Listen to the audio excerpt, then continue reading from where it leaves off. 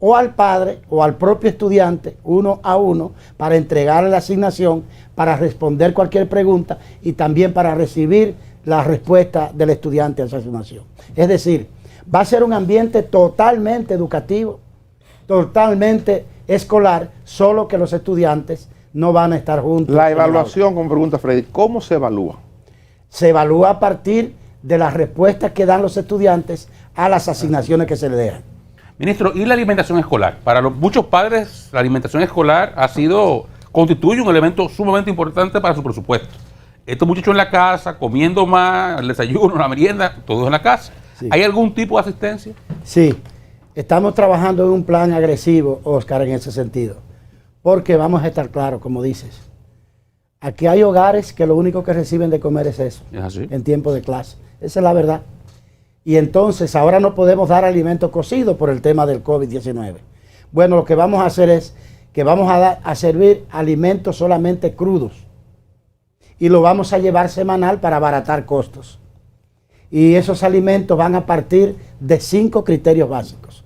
En primer lugar, hemos estudiado la tabla alimentaria de la FAO, que es una tabla alimentaria que respeta todo el mundo y la comunidad científica, que establece la necesidad alimentaria de cada estudiante según la edad que tiene. Y nosotros trabajamos para acercarnos lo más posible en lo que le vamos a aportar a una buena proporción de nutrientes para los estudiantes. Hasta ahora, hasta el año escolar que terminó, el nivel de nutrientes que se alcanzaba era alrededor de 50%. Nosotros aspiramos a llegar hasta un 80%. Segundo lugar, el segundo criterio es que nosotros vamos a preferir, a propiciar que sean productos dominicanos. Ustedes saben la situación difícil que tienen los productores del país. Entonces, que sean productos, en la medida de lo posible, que sean productos nacionales. En tercer lugar, como les he dicho, van a ser crudos. En cuarto lugar, lo vamos a servir en forma semanal, periodos semanales, y van a ser en una bolsa debidamente higiénica, con buena protección y que le llegue a tiempo a toda la familia dominicana. Y vamos a tener entonces como centro de entrega el plantel escolar. Digamos que los hijos de nosotros están en una escuela, esa alimentación va a llegar allá un día que todo el mundo lo espera y cada uno de nosotros como padres va a ir a recogerla de su Suponemos familia. que con el debido protocolo, ¿verdad? Porque obviamente, se aglomeran allí.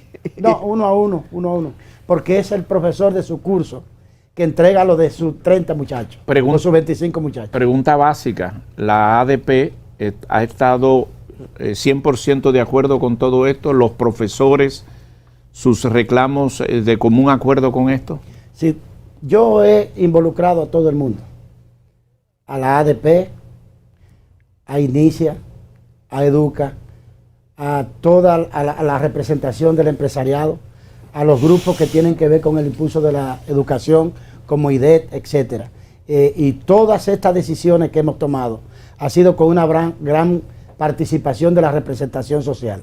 Pero cada cosa de esta también pasa por una decisión y por una información en el Consejo Nacional de Educación, que como saben es el organismo rector del sistema educativo, y ahí está representada toda la sociedad, el empresariado, las iglesias, la iglesia católica, las iglesias evangélicas, etcétera, etcétera. Ministro. Y ustedes conocen también que nos ha estado acompañando en todo esto la comunidad internacional a través del sistema de las Naciones Unidas, de UNICEF, que nos ha acompañado, por ejemplo, en todo el tema curricular. Hemos estado viendo imágenes en todo el tema curricular nos ha estado acompañando junto con el equipo curricular del Viceministerio Técnico Pedagógico, también con el Ministerio de Participación y Descentralización, y además de todo eso, para aportar aún más transparencia a todo lo que tiene que ver con el proceso de adquisición de servicios, de bienes y productos para este año escolar, ha sido integrada la mesa de veeduría para compras y contrataciones, donde está representado el empresariado, las iglesias, los sindicatos, la representación del consejo, para que todo el mundo vea qué se hace, cómo se hace, cuánto costará, etcétera, etcétera. Ministro, etcétera. ¿Por qué? Y esto lo debo preguntarlo porque lo he hecho públicamente. ¿Por qué en este proceso tan complejo usted al mismo tiempo se metió en sustituir los directores regionales distritales? ¿Por qué no esperó preferiblemente a que esto pasara, dejar a gente con el know-how ahí y luego abocarse a la sustitución? No le dificultó la situación, esos cambios. He hablado sobre esto una sola vez, que me preguntó un periodista en un lugar, y lo voy a hacer por segunda vez. Porque he sufrido estoicamente. No me refiero a ti. No, Vi no. incluso uno de tus análisis y con una crítica que a mí me pareció racional, lógica, para el nivel de información que tenía al respecto. El sistema educativo de la República Dominicana lo dirigen 141 personas. Un ministro de Educación que lo nombra el presidente de la República.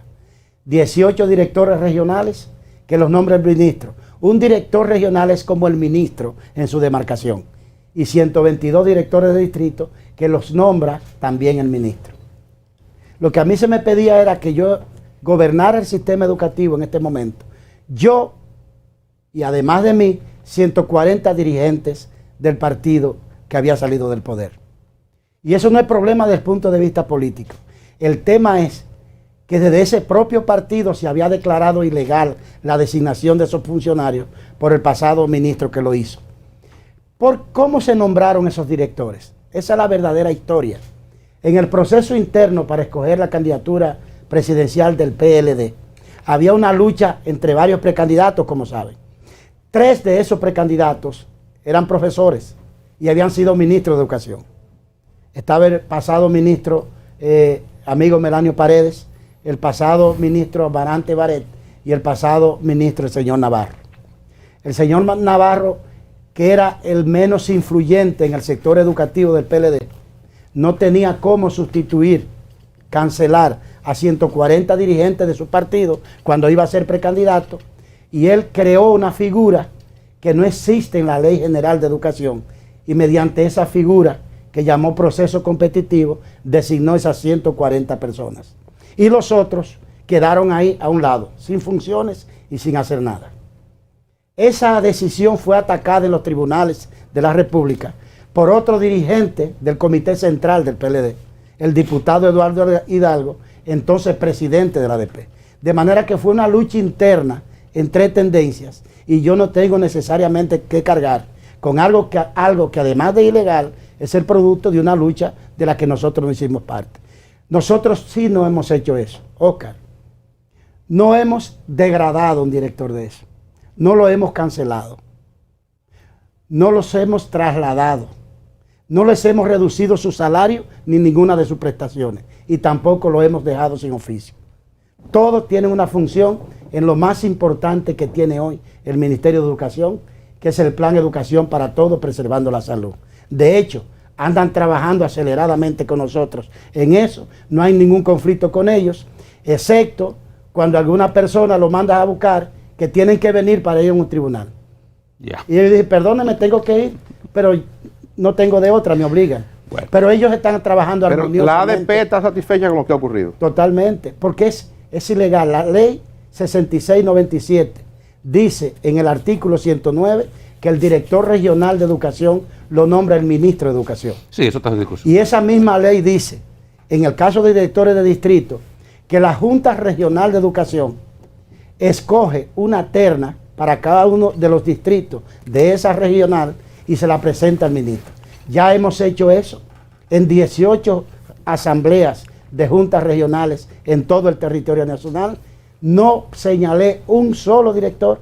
Esas juntas presentaron las ternas y de esas ternas designamos los de directores de distrito. Mientras yo sea ministro de Educación, nuestra gestión no va a violar un acápite de la ley, ni va a violar un derecho de nadie, porque la lucha nuestra, y ustedes lo saben, ha sido por defender derechos. Pero ya de toda manera, ya eso es el pasado, las aguas tomaron su nivel y la vida enseñó quién tenía razón. Eso es verdad. Gracias por acompañarnos. Se Y nos ya terminó el terminamos. tiempo. A la Ya clase que terminamos. ya es hora. Me dan 30 segundos para decir. Claro. 30 segundos.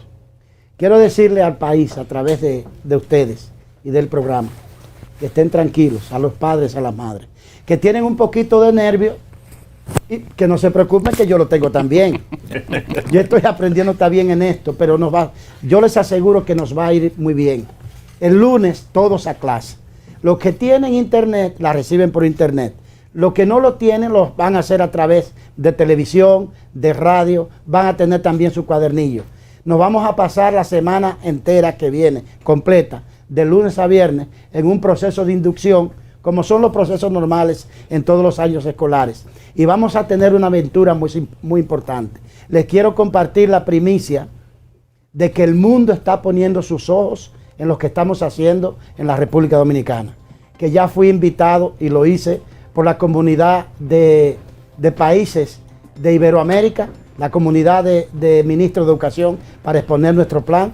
En el sistema SICA ya lo hicimos también, y fuimos de los pocos ministros de América Latina invitados a exponer al Foro Mundial de la UNESCO sobre los planes de educación en tiempos de COVID. Gracias, ministro. Muchas gracias por acompañarnos. A ustedes, gracias por estar con nosotros.